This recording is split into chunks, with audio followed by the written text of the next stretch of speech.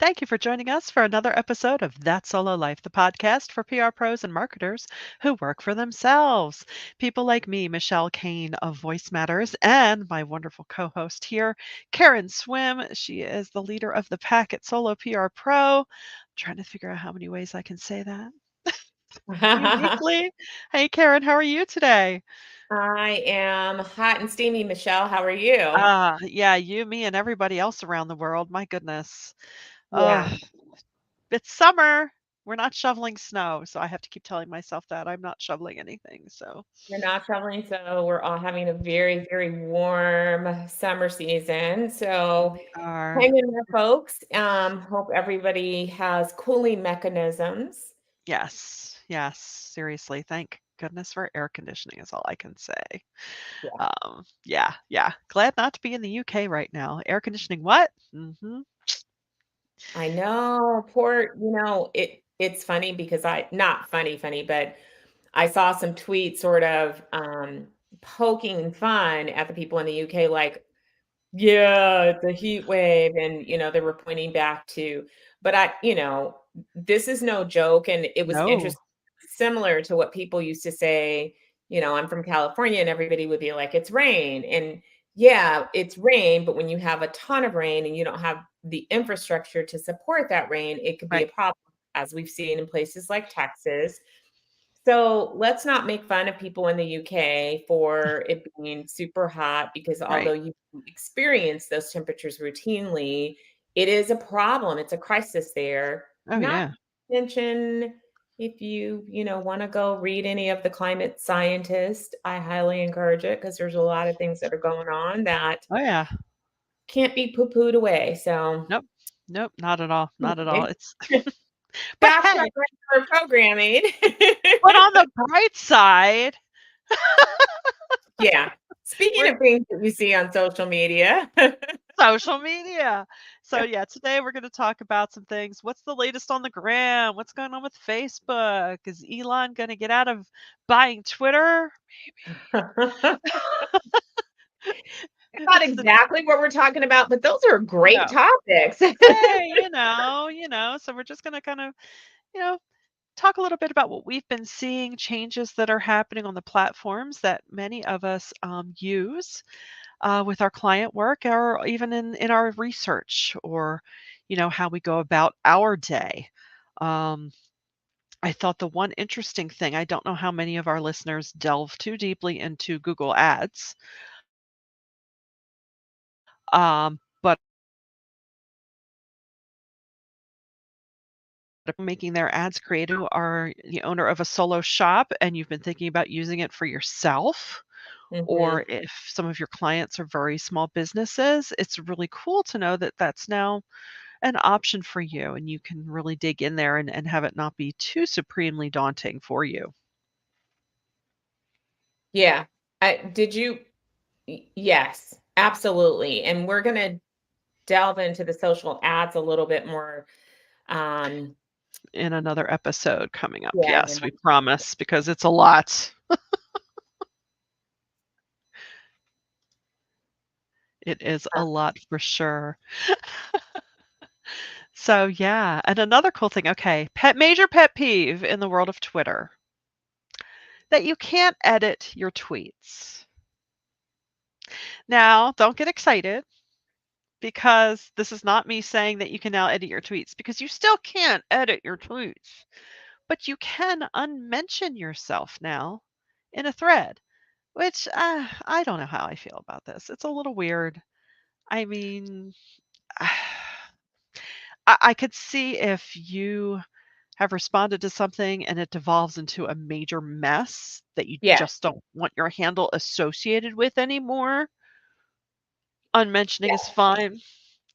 The way that I see that particular feature is that, and we're seeing this on LinkedIn as well, is that it's giving some control back Mm, to users about how they are utilizing content. So we see things like people tagging people not because they want to have a real conversation or engage them or actually engage their expert opinion, but it's a tactic to go more viral and to get to Mm. amplify your content using someone else. Or if it's a topic that you don't agree with or find objectionable, I think this particular feature is really helpful because it does give you, Yeah. again, control over your brand. So it I agree, like, give us the edit button already. Like, why is it so hard for us to get that?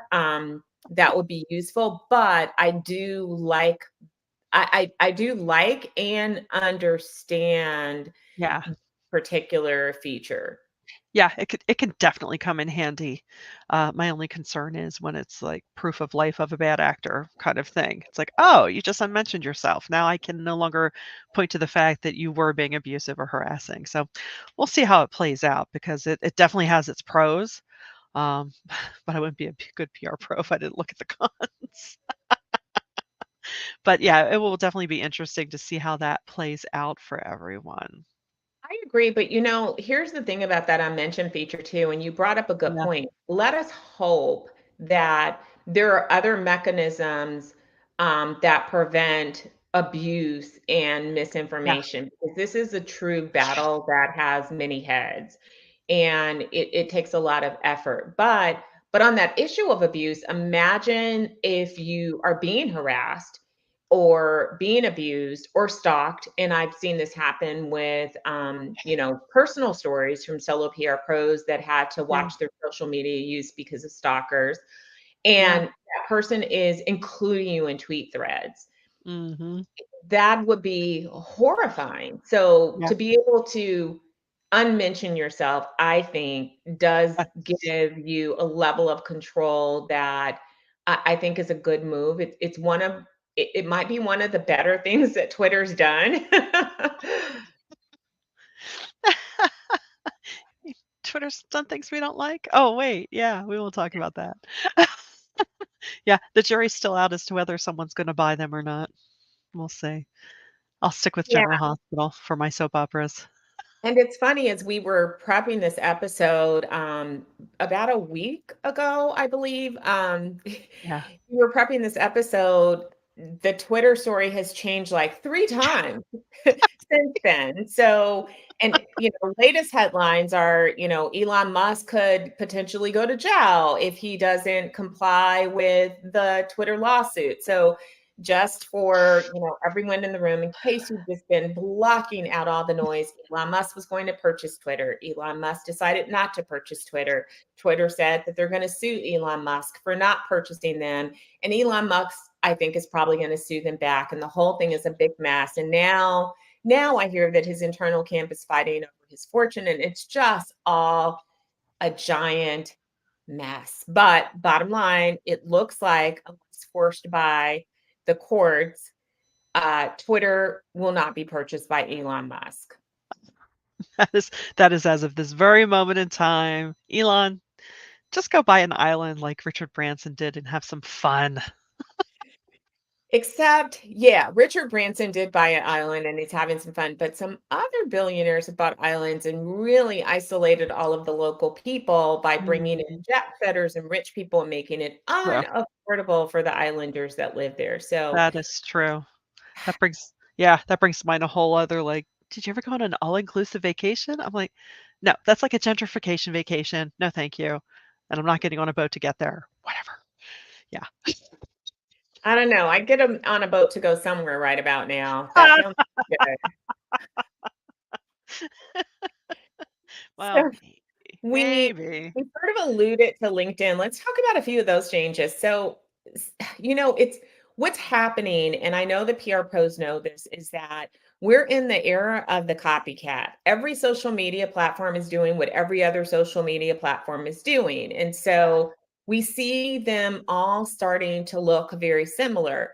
Interestingly enough, though, I find that even with every channel offering what every other channel offers, not every channel does it well. And there still does seem to be a differentiation in the audiences.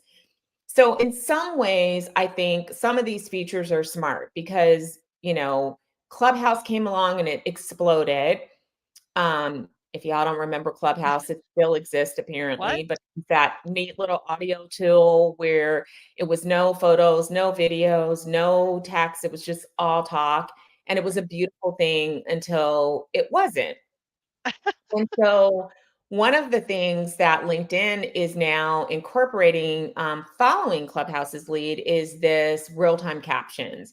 So they're allowing that for audio discussions. And so it's, I don't know if it's been officially announced yet, but it it's going to, it real-time captions is coming. And then also the URL display option. So I don't know if everybody has this yet or not, and it's probably a long overdue feature where you can add a link to the top of your profile that directs visitors to your website. So I think PR pros will Very nice. welcome that feature.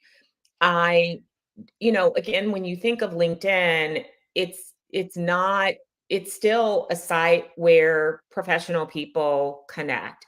And by and large, many of those professional people are actually employed.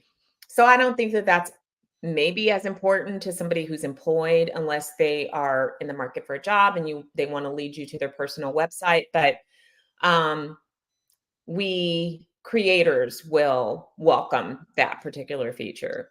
Yeah, that's very true for those of us who manage LinkedIn pages on behalf of clients. Absolutely. I just looked. I do not yet have it. But Well, I think you have to be in creator mode. oh, okay. I'll And take a then look so later. it's only available if you're using creator mode, and then it's Okay. rolled out later. And I love later because later Mm, could be next year. It could be 2024. I don't that's right. know. Time is but a concept right now. Yeah, no, that's very true. But it's funny what you say about the audio, just, pure audio. I don't know if you've noticed on your Twitter mobile app, they have that now. I saw this little flash of something on the top of my mobile Twitter app. I'm like, oh, it's like an audio, almost like spaces, but I think it's all audio. I have not yet clicked because I thought I don't need more noise in my life Yeah, yet. Twitter also, so by the way, we also have a Twitter community on we have a Twitter community. It's part of the Spaces program, kind of, but Mhm. it's a place, and I've invited a bunch of people. If you want in on that Twitter community, just, you can tweet me at Karen Swim on Twitter, or you can tweet our Solo PR Pro account at Solo PR Pro at Solo PR, sorry, on Twitter, and we can add you in there. We haven't done much with it, but we figured we'd grab it while it was freshly being rolled out, and then figure out how to best deploy that, because we're looking at all the different ways that we can Yeah. allow our community to have discussions as well. So Yeah. yeah, it again, lots of, and I think, as you pointed out, it's like we as PR pros, we do this on behalf of clients, and we know for sure that clients don't have time to keep up with all of these changes, but we also then don't have time to keep up with all of these changes. And some of the features that are being rolled out, it's like, that's nice, but I don't think that we could say that for most of us, are we utilizing every single feature that a platform has to offer? Probably not. Oh, probably not. So No. at some point, it just becomes like a whole bunch of extra distraction. Yeah. I agree. I agree. And also you have to look at it through the lens of even when you're choosing a social channel for your clients, do we Yeah. need this? Does this serve their end goal? Blah, blah, blah. Now, I think another theme that colors every single channel is that we are seeing real fatigue. And so we are looking at people that are just overwhelmed with information in a way that they have never been before. And Mhm. so the amount of information is incredible. And people are tired. People are taking real breaks away from all of it because it's just too much in these Right. times. So the social media channels belatedly, and I don't believe it's necessarily a response to, the pandemic, but just in giving users more control. I know that politics has definitely influenced some of Mhm. these decisions, that they're giving some control back to users over the content that they can see. So on LinkedIn, they did a big, algorithm change, which, makes it a little bit harder for your content to be seen, but they're giving people more control over their news feed. And Yeah. they're also, you can report unwanted content and you can also report unwanted authors. And they're trying to make it less political. And, that makes sense to me because politics is very divisive. Yeah. And on a job networking kind of career professional site, that's the Right. last thing you want, right? And Right. so, um, Yeah. I I we're seeing that also on Meta and, some of the other channels as well, where there's just more ability for you to control what and how you see things. No, that's very true, and it's an excellent point. LinkedIn is certainly not the place to espouse political views. That's Can we just have one water cooler that's just about the nerdy stuff, the things about our jobs and our professions? Can we I have one I think zone? I have to say LinkedIn has changed, and I'm not gonna blame the platform, I will just blame human beings because Mhm. we ruin things where, there's a lot of spammy things that happen there as Yeah. well, and again, it's all about and so I think one of the messages as PR pros that we really have to internalize and understand is that, number 1, it's set the right expectations with your clients, Yes. um, live by that old saying of don't put all your eggs in one basket because relying on a single tactic is not smart. And also, I think it makes you do things out of desperation to make it work. The reality is that it is harder to get seen these days. And you may not get the same amount of eyeballs or ear gates that you used to get.